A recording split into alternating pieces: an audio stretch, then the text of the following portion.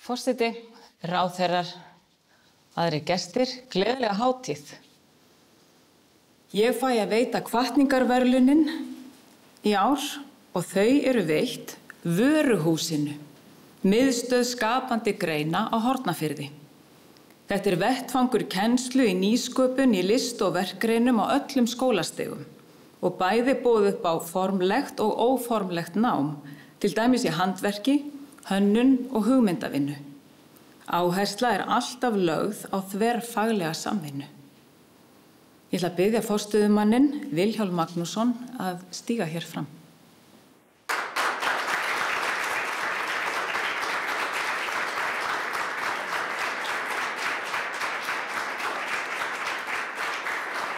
Til hamingju með hvatningarverðlauninu, Vilhjálmur. Takk fyrir.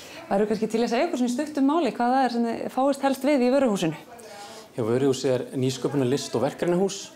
Þarna inni er hægt að stunda alls konar listir og þarna eru til dæmis fabrásmiðja, þar sem hægt er að hanna alls konar hluti. Það er hægt að æfa sig í tónlist og já, þetta er bara listir og verkgreinar, bara eins og fólk getur mætt út í hluti. Nákvæmlega.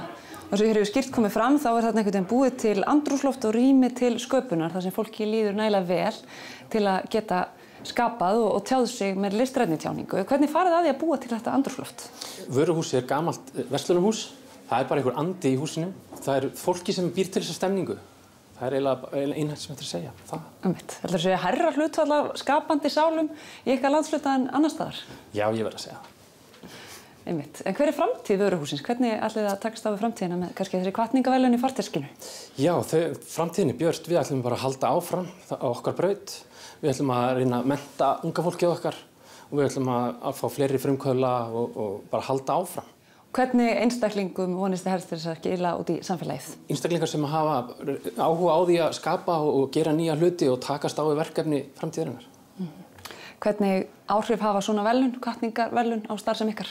Þetta er mikil viðurkenning fyrir okkur sem erum svona alltaf að berjast og berjast. Svo einn daginn bara, wow, við erum kannski að gera rétt. Smá klapp á bakið. Já. Það er ekki ónýtt. Takk kærlega fyrir spjallið, Vilhjálmur. Takk fyrir það.